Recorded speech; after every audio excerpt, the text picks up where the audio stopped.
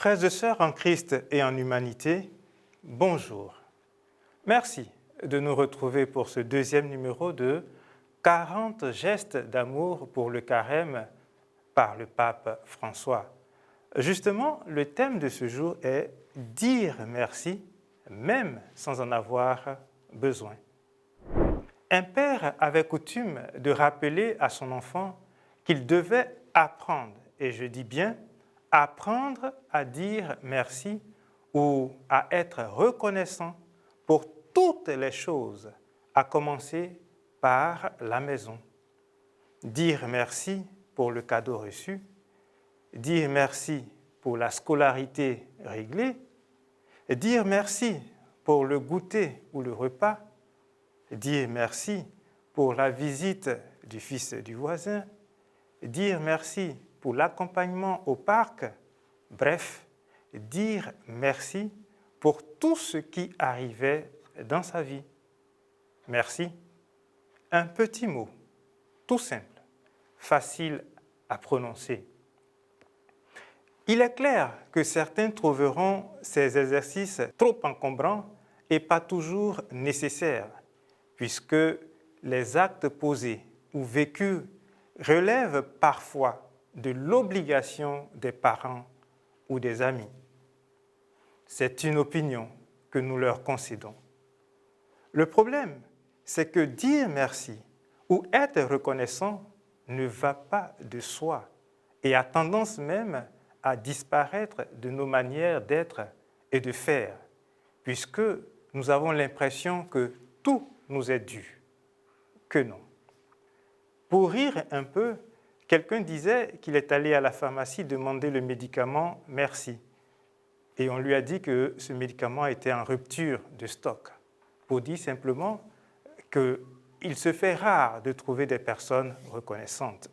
Les expressions comme « mille merci »,« un grand merci »,« merci beaucoup »,« merci infiniment »,« merci du fond du cœur », toutes ces expressions ont du mal de plus en plus à être utilisées alors qu'elles produisent tant et tant de bien et tant de bienfaits. J'ai bien aimé un article, 10 bonnes raisons de dire merci au quotidien. L'article est de Laetitia Rebello. En substance, l'article dit que savoir faire preuve de gratitude est essentiel pour une vie plus épanouie, pour nous comme pour notre entourage. Voici les raisons évoquées.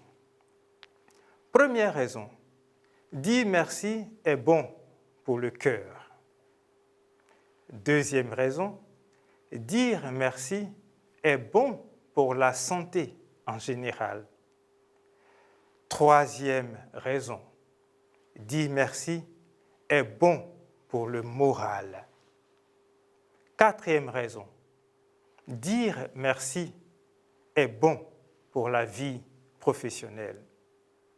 Cinquième raison, dire merci est bon pour l'harmonie de vos relations. Sixième raison, dire merci permet de s'améliorer et avancer dans la vie. Septième raison, dire merci permet de se recentrer dans un monde qui va de plus en plus en vitesse. Huitième raison, dire merci est un booster de bienveillance pour être capable de se montrer indulgent, gentil et attentionné envers autrui.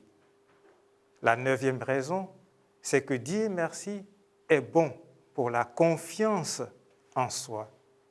Enfin, la 10e raison de cet article, dire merci, c'est bon pour se sentir bien. En somme, mes frères, mes sœurs, les personnes qui savent dire merci au quotidien sont en meilleure santé parce qu'elles sont tout simplement plus heureuses et donc moins stressées.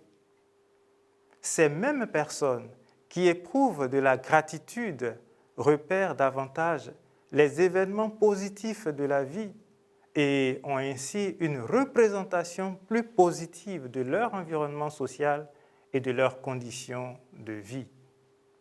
Ces mêmes personnes propagent des ondes positives autour d'elles, contrairement à d'autres personnes qui propagent des ondes négatives.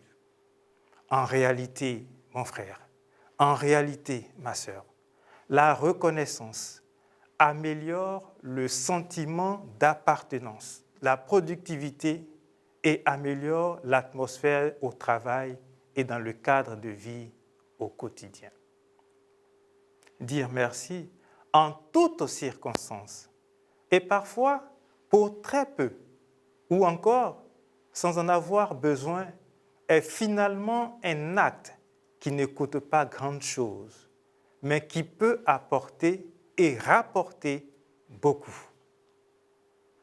Je ne sais pas si vous avez remarqué ce sentiment que vous pouvez ressentir quand vous avez oublié de dire merci à quelqu'un qui vous a fait du bien. N'est-ce pas comme une pointe de culpabilité, désagréable? Est-ce vraiment la peine de s'imposer ce sentiment quand dire un petit ou grand merci sincère et plein d'enthousiasme est si facile? Tout au long de ce jour et pendant ce temps de carême, nous sommes invités à faire cet exercice. Par expérience, nous apprenons que la reconnaissance appelle d'autres bienfaits, parfois même inattendus. Et ici, je voudrais partager avec vous cette confidence d'une connaissance. La personne était dans une entreprise privée qui payait normalement ses employés et dont le responsable avait décidé, de son plein chef, de faire une légère augmentation sur le salaire de tous les agents.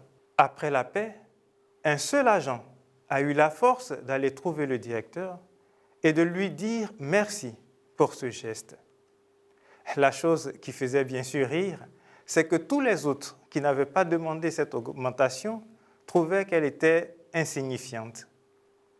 2 mois après, le même agent fit parvenir au responsable de la boîte un panier cadeau de la part de son épouse pour encore lui témoigner leur reconnaissance pour ce geste inattendu qui les a aidés pour un projet sur lequel ils étaient et qui traînait depuis un moment faute de moyens. Le mois qui a suivi, cet agent a reçu une promotion. Son travail, oui, mais son geste de reconnaissance lui a valu un changement de statut. Ce dont il s'agit ici vaut tout aussi bien à l'endroit de Dieu, l'auteur de la vie et de toutes choses, qu'à l'endroit des hommes. Apprenons à dire merci en toutes circonstances, même quand ces dernières semblent ne pas nous être favorables à première vue. Dire merci ne prend que quelques secondes, mais cela peut suffire à faire plaisir à une personne qui sera plus encline à le faire en retour. Alors, bien-aimés de Dieu, et si nous recommencions à vraiment dire merci et à le penser réellement? Que Dieu nous y aide et bon temps de carême. À demain.